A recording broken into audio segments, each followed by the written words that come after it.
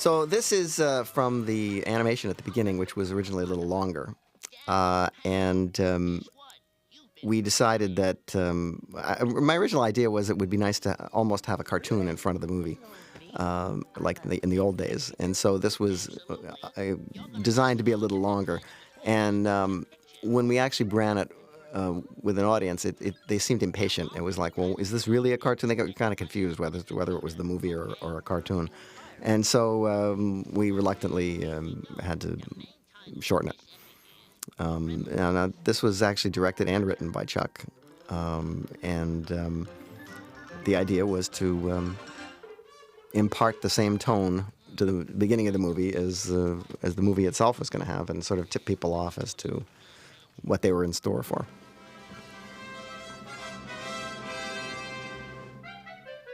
Gremlins 2 indeed. Ha! It is to sneer. There. Now that's got the old savoir-faire.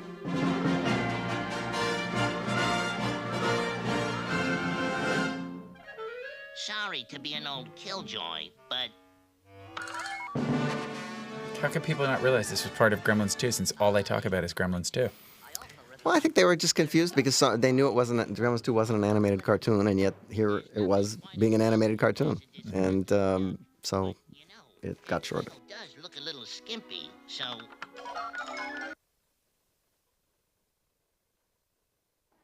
So this is the scene that Zach was talking about earlier in the commentary of him kissing Phoebe goodbye was shot to replace this section, which was the introduction to Bob Picardo's character, and also was designed to show what the lobby was and the fact that he was Daniel Clamp's man and had instant communication with him and all that. But ultimately, it seemed to really repeat things that you learn later in the movie. And so out it came. And it was probably one of the very first things to come out, I would think.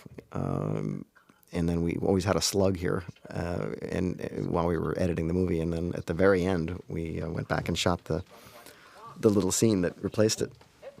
Yes, sir. This morning I'm doing a decor compliance check.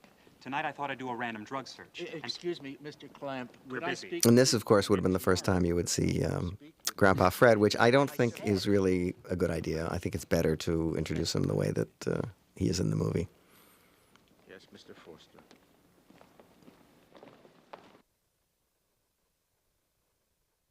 Billy. Oh, hi, Marla. The Chinatown drawing. We have to have it. It's a crisis kind of... Now, this is the elevator scene that we dropped.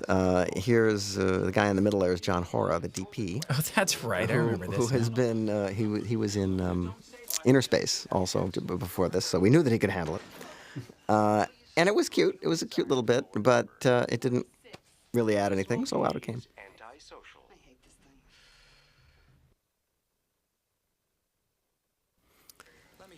thing. Now this is the scene that sets up the fact that there are subliminal voices that are played throughout the building to get people to toe the line. Not steal office supplies. Not Right, steal right. office supplies. And wouldn't Mr. Clamp make a great president? Yeah. And, of course, there wasn't much to cut to during this, so we let Bob do whatever he wanted. And it turned out that he decided that plucking nose hairs would be the thing to do. I think one of the executives found this disgusting and pretty much doomed the scene. And not stealing office supplies works for me. It's for you, sir. The way I live today. And this is where another place where we see that he communicates with Daniel Clamp whenever Clamp wants to, and these series of monitors that they call the stack. And He's about to close the deal to buy Vermont. yeah. How many people do you know have their own state? State. Hey, did I show you a picture of those mountains? Yes, sir. Tall. See, we didn't cut this stuff out because it was bad. We just cut it out because the movie was too long. I had some money people here. Mrs. Tanaka's still spinning. Yes, sir. I'll take...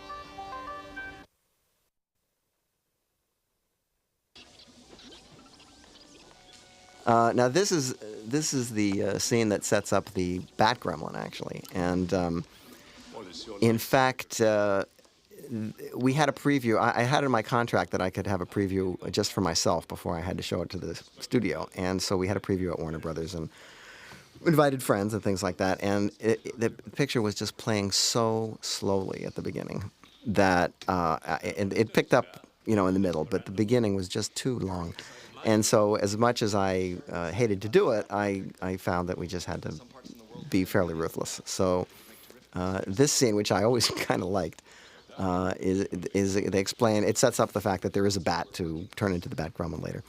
And then there's also a sort of a little vampire joke, which I thought was kind of a nice touch, considering that it was Christopher Lee. Yes, he likes it. Very nice indeed. I'm told they sometimes feed on blood. Oh, that's a different kind of bat, Doctor. South American. I still have my Splice of Life badge. Do you really? Yeah. I have my Splice of Life jacket. Really? That's a collector's item. Oh,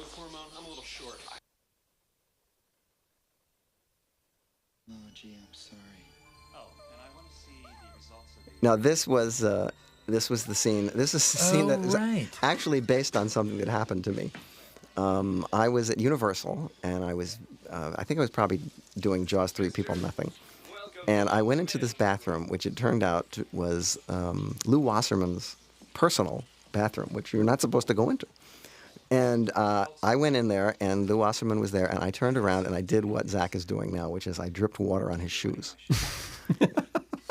And I looked up into his horn-rimmed glasses, and visions of the end of my career floated in my head. And so I figured, well, we got to put this in the picture. So we did put it in the picture, but unfortunately it didn't make it in. But we liked the bathroom. Over here. And then this was to set up the barcode scanner. And this was, I believe this was Bob Picardo's idea, this prop. The wand. Ah, yes, the wand. The wand. The Where wand the Claire. wand? Great. That's right. Because this is the executive washroom. Now, I don't think you belong in there. Oh, no. My mistake. Hold it. So in the outtakes, exactly. See, we cut out more abuse. You're getting abused even more. Oh, that's right. Here's the wand thing, right? And this prop which malfunctioned all the time. Yep, I remember that. A dress code violation. Your clamp code ID was at an improper angle, as it is again. And these SAT scores. Those are in there? What's in the box, Pelzer? Nothing. I'm just art supplies. I'm mixing paints. Nothing. I'm just art supplies. This is actually one of. Goes on. It goes on. It's a pretty. It goes on a little long, but it's a pretty good scene. Pretty funny. Quite a bit of vocal stress, though, don't you think? I'll work on it, sir. Have a nice day.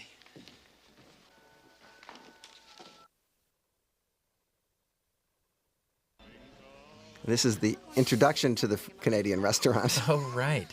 Shea Winnebago. Where she tries to get him to change his. She's starting to change him already. She's going to get to change his hair. She's going to change his jacket, and she's got big plans for him. It was cute, but it was just as good without it. Well, I was gonna get a little bit taken off. We'll do it this weekend.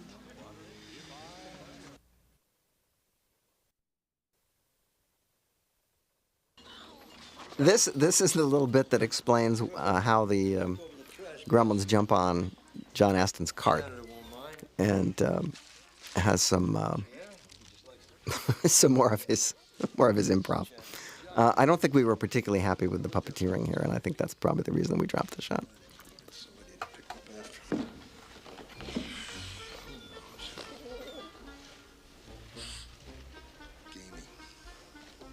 Because they would smell gamey, I mean, they're Gremlins.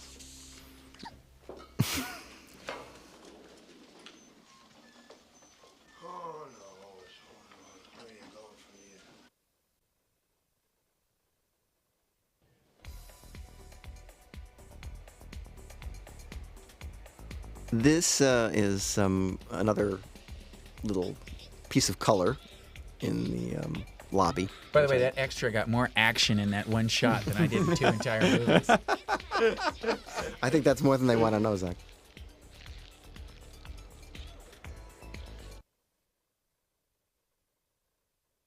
And this is just a little felicitous moment. Oh. Little classy little moment. God, why didn't we cut that out?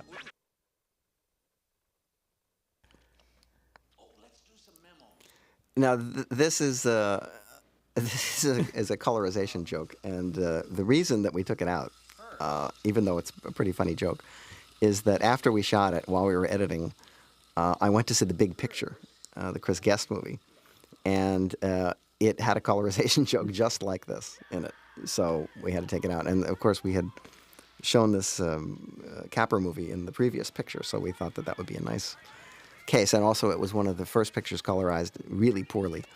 And so we thought that to have Mr. Clamp cheer up when he sees it go to color.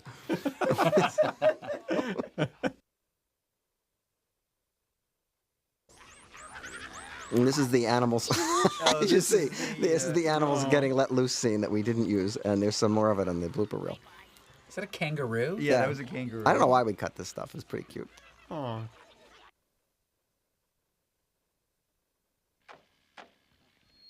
And this is another scene that I would have probably left in the picture, but when it was when we were doing the shortening that had to happen, this was one of the longer pieces, and so it came out. But it's cute, and the puppeteering is really quite good.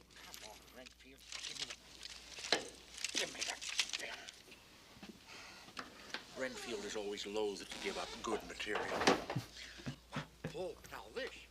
I don't think they have horror hosts anymore. They used to have them around the time of this thing. It wasn't like Elvira was like the last one. I guess wasn't she was, yeah. That's right. It's really scary.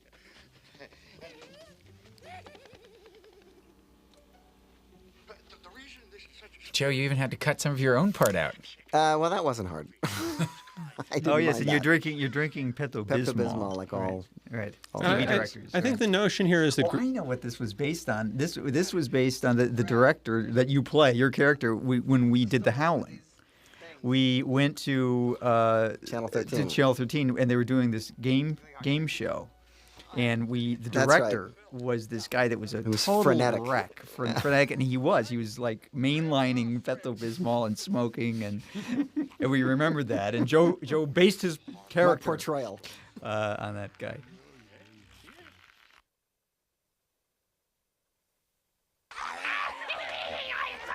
Now we get into random gags that came out simply because there just wasn't time to include them all.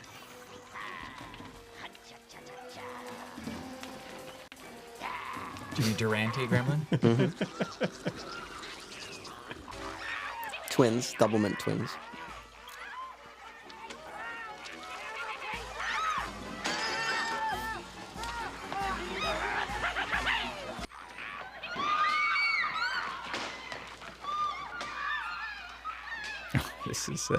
This is a good gag.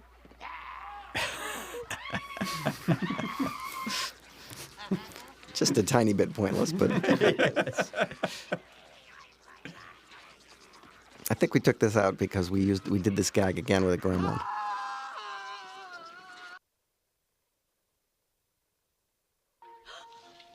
Now this is the mom who is in the movie theater and makes her child leave, as actually happened.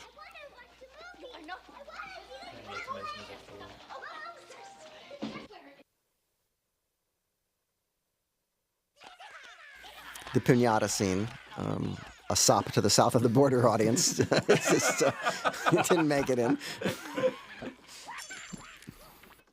Getting an mainlining IV salad of dressing. Yeah. He's the vegetable gremlin.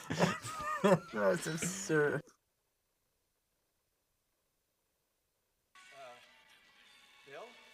And this was the lead up to the videotape of The End of the World, which is called The Big Sign Off. And it's treated with the appropriate gravity, but apparently it took a long time getting there, so we just cut to him putting it in.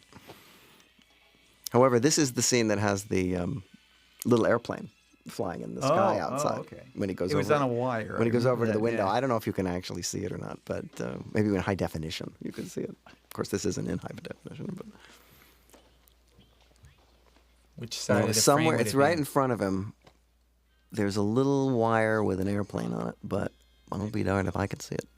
Oh, there it is. Yeah, I see something moving I out see there. Yeah, yeah. Well, that was worth it, huh? You guys have incredible vision because I didn't see a thing.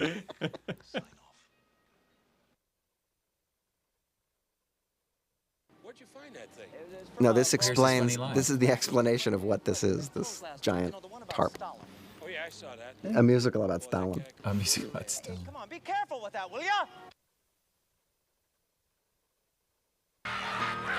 I wanna wake up in the city that doesn't sleep to find I'm king Now, there was actually obviously more to this number, and it got cut into different versions.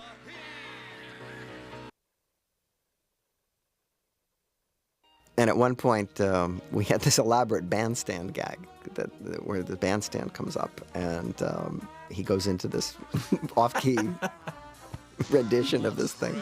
the news. I'm leaving today. I wanna be a part of it. New York,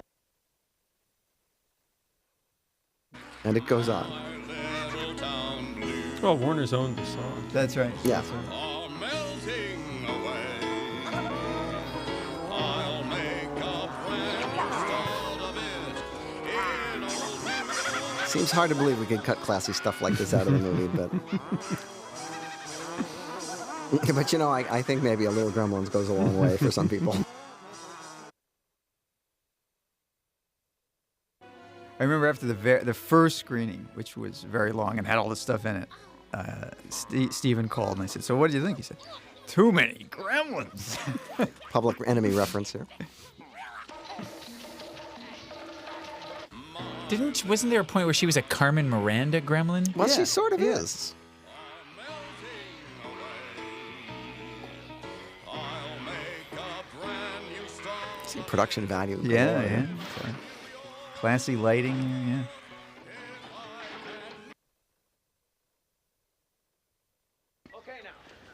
Now, this actually was in the trailer, You gotta know. but it never made it into the picture. You can't get them wet for at least an hour after they've eaten. 2, you gotta get them home before midnight. 3, all right, let's go over everything again, all right? Ladies and gentlemen, these strange creatures now seem to be involved in some bizarre ritual of maybe creation. Now, this was a whole. We spent so much time shooting this stuff that we had enough for like 3 movies. And some of the stuff, as you see, is very good. It just was so repetitive that it had to go.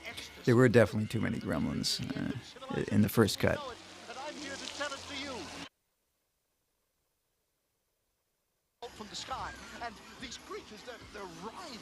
So we never got to the point, obviously, of putting any optical work or anything over this stuff. A mass electrocution. It's apocalyptic, ladies and gentlemen. They're melting, ladies and gentlemen. That's the only way I can describe it. They're writhing in some sort of terrible pain. And remember, this spectacular history-making event is being brought to you exclusively over the Clamp News Channel. Here's the Rosebud sled. An historical event, ladies and gentlemen. I've never seen the likes of it anywhere else in my entire life. So you can see it with all. I mean, this was so much work that we were actually kind of loath to take it out. Of course, some of it may be a little goopy. Just a tad.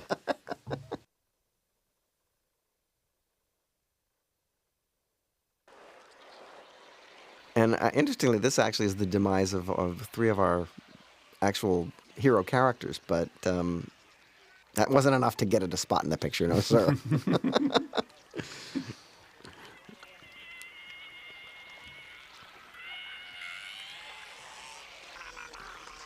Good sound effects.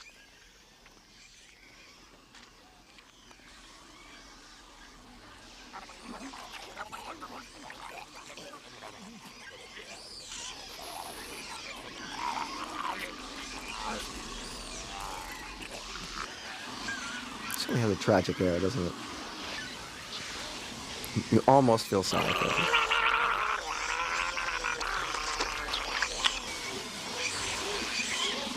I think by this time there were a lot of us on the crew that were good and ready to see him go.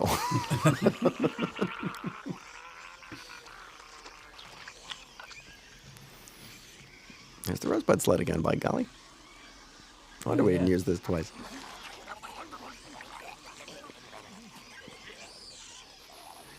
I think these are. I think we're recycling some of these things more than once. Well, you probably threw so many ideas out that you probably. How could you keep track of what you maybe had used and not used if you're just trying anything? Yeah, well, also you photograph it differently and it looks different from a different angle, so sometimes it ends up in the picture more than once and you don't even know it.